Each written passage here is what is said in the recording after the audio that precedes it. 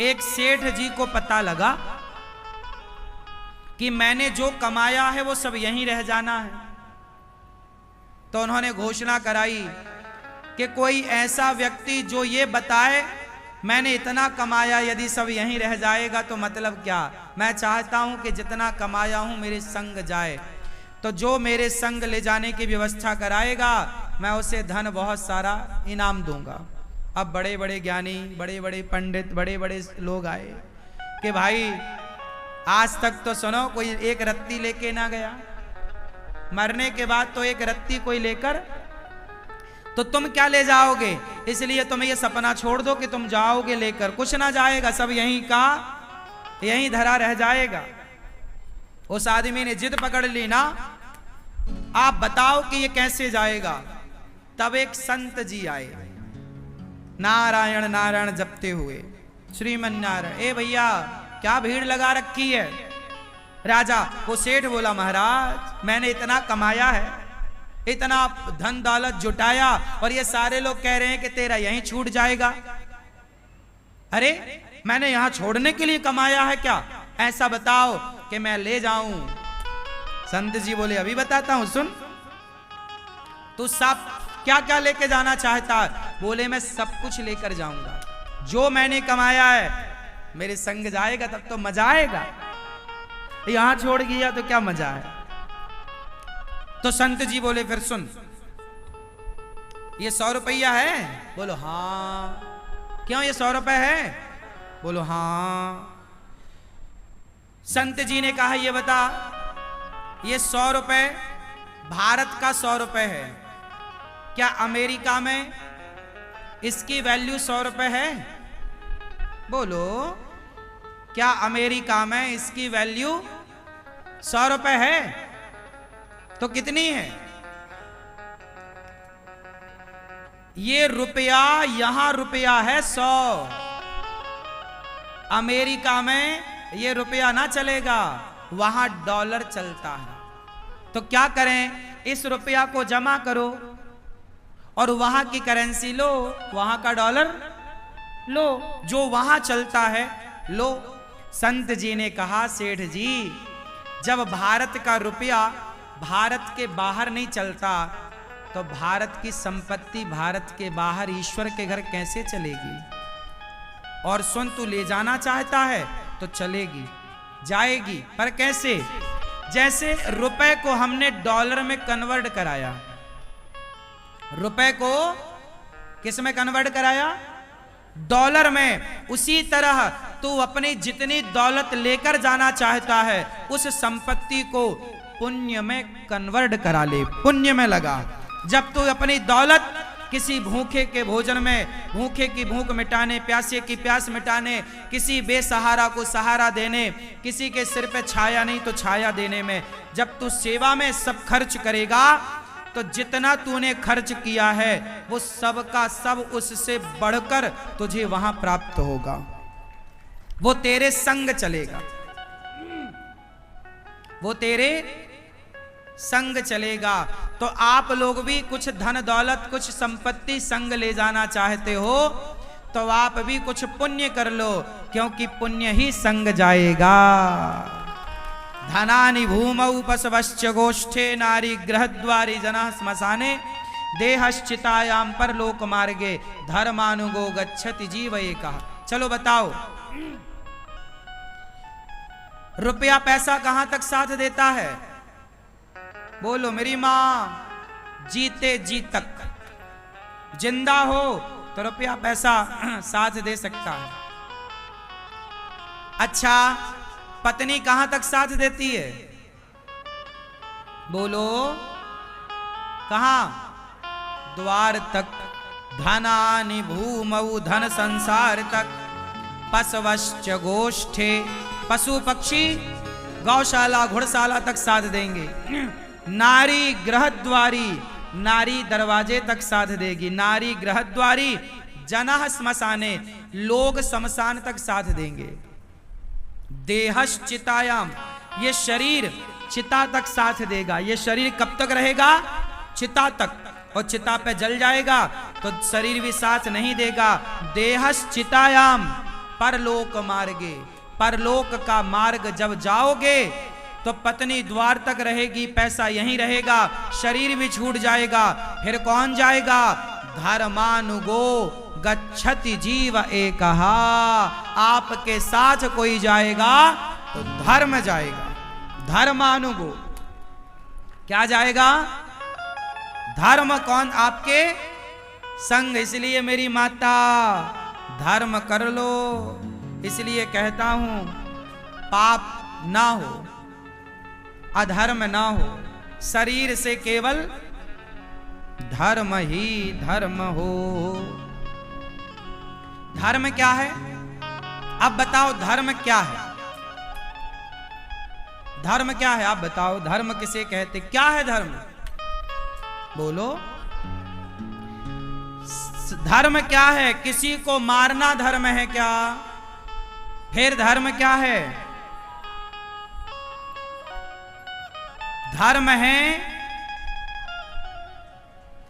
दूसरों के पीड़ा को, दूसरों के दर्द को आप कम कर रहे हैं, वही धर्म है। आप किसी को दुख दे रहे हैं, वो धर्म।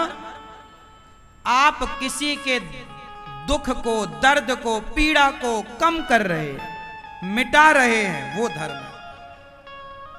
तो आपसे मेरी विनती है, किसी की पीड़ा मिटाइए। क्या पीड़ा मिटाना है? इसलिए ये दास अनिरुद्ध केवल कहकर नहीं, आप सभी को करके बताने का प्रयास है कि जब आपको करके बताया जाएगा तो वो ज्यादा प्रभाव पड़ेगा, कह के बताने से प्रभाव नहीं पड़ता। इसलिए आप अपने बच्चों को गौरी गोपाल आश्रम जरूर लाओ और एक बार गौरी गोपाल आश्रम को विजिट करो, मतलब घूमो। यहां आप में से कितने लोगों ने गौरी गोपाल आश्रम का समूचा दर्शन किया है? प्रत्येक कोने कोने में जाकर गए हो? आप लोग जाओ, गौरी गोपाल आश्रम भ्रमण करो।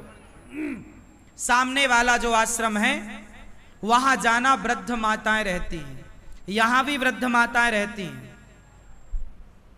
यहां भी वृद्ध माएं हैं, सामने वृद्ध माएं हैं। आप सवेरे आओ, यहां सवेरे संतों की भीड़ मिलती है आपको। जानते हो वो भीड़ काहे के लिए होती है? यहां सभी संत आते हैं, यहां गौरी गोपाल अन्न क्षेत्र बंटता है, सबको अन्न दान किया जाता है, सबको पेट भर भोजन कराया जाता है। वाह! जब आपकी रोटियां संत खाएंगे तो वो संत खाकर आपको क्या देंगे?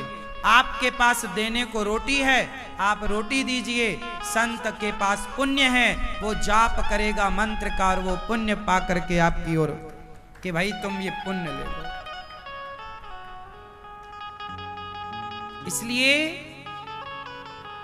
शास्त्रों ने कहा है कि दानम दुर्गति नाशनम। सुनो, मैंने बहुत पहले एक चिड़िया की कथा सुनी, कहो तो सुनाओ। सुनाओ, सुनो।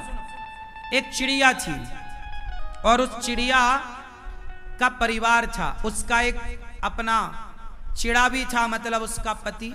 चिड़िया चिड़ा के साथ रहा करती थी। एक घोंसला था जंगल में, घनघोर जंगल था, कोई आता जाता नहीं। एक सुंदर सा घोंसला बनाया चिड़िया ने और अपने परिवार के साथ, अपने पति, चिड़िया, बच्चों के, उसके छोटे छोटे बच्चे घोंसले में आनंद से रहते। एक दिन ना जाने कहां से वहां एक शिकारी पहुंच गया, बहेलिया। बड़ा दुष्ट था, निर्दयी था वो बहेलिया। पूरे जंगल में वो ढूंढा, उसे कोई पक्षी ना मिला बहेलिया को। एक पेड़ की छांव में जाकर बैठा, लेकिन वो बहेलिया ना रास्ता भटक गया था। बहेलिया भी जंगल में रास्ता भटक गया और संयोग देखिए कि भटकते भटकते वो उसी पेड़ के नीचे जाकर बैठा जिस पेड़ पर चिड़िया का घोंसला था। जब वो वहां बैठा तो वो भूख भूख चिल्ला रहा था, भूख लगी है, मैं मर जाऊंगा। पर वो जंगल में सुनने वाला कौन था? उसे एक भी पक्षी ना मिला, क्योंकि वो मांसाहारी था, पक्षी मारता, पका के खाता, पर मिला ही नहीं। तो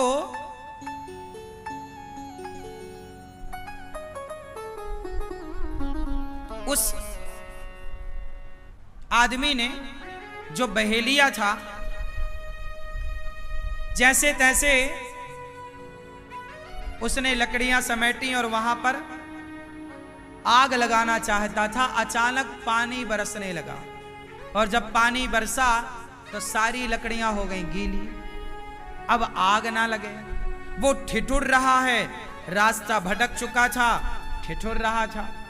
तो चिड़िया बैठी डाल पर अपने पति से कह रही है, सुनो, देखो ये अपने द्वारे आया है, ये अपनी छाया में है, और ये ठिठुर रहा है, आग लगाने जा रहा है, लग ही नहीं रही है, सारी लकड़ियां गीली, सारी घास गीली। चिड़िया बोली, अपन अपना घोंसला इसको दे देते हैं। तो चिड़िया ने अपने बच्चों को डाल पर बिठाया और अपने घोंसले को कुतर दिया अपनी चोंच से, तो उसका घोंसला टूटा और नीचे आया। बहेलिया देख के बड़ा खुश, ऊपर देखा तो चिड़िया बैठी, और इसने घोंसला पाया सूखा, तो तुरंत उसमें आग लगाई। उसके माध्यम से उस लकड़ियों में अब धीरे धीरे आग लग गई, और आग लगी तो उसका सर्दी दूर हुई, जान में जान आई। पानी बरस गया था, तो पानी पीने का बंदोबस्त तो था, वो पानी पी लिया, पर भूख लगी। कोई अब दूर दूर तक पक्षी नजर नहीं आ रहा है, पर उसी पेड़ पर चिड़िया बैठी है, उसके बच्चे बैठे हैं और उसका पति है। चिड़िया बोली अपने पति से, इसे भूख लगी है और ये हमारा अतिथि है, और द्वार पे आया अतिथि, उसे भोजन देना हमारा, तो क्या दें? अब वो बहेलिया भी बार बार चिड़िया को देखे और वो बार बार निशाना लगाए, बार बार निशाना लगाए। उसे लगे कि कहीं चिड़िया उड़ ना जाए, पर वो चिड़िया तो खुद बैठी थी। उसने निशाना लगाया भी, धनुष उठाया, बाण चढ़ाया, उसको लगा ये चिड़िया मर जाएगी तो मेरा बंदोबस्त हो जाएगा। चिड़िया बोली कि ये मेरे द्वार पे आया अतिथि है, इसको भोजन देना चाहिए। तो उसके चिड़ा ने कहा, मतलब चिड़िया के पति ने, कि कैसे भोजन दें, हमारे पास तो कुछ है ही नहीं। चिड़िया बोली, ये मांसाहारी तो है, एक काम करती हूं, स्वामी आप बच्चों को संभालना, मैं इसका भोजन बन जाती हूं। उसका पति बच्चे तड़प गए, ना ना ना तुम मत जाओ। बच्चे बोले, अच्छा हम जाते हैं, हम इसका भोजन बनेंगे। चिड़िया बोली, नहीं, मैंने सुना है, देखिए चिड़िया है, पक्षी है, पर वो ये जानती है कि द्वार पर आया अतिथि भूखा ना जाए। तो चिड़िया बोली, आप खुश रहना। मैं चिड़िया उस जलती हुई आग में अपने से कूद गई, जल गई।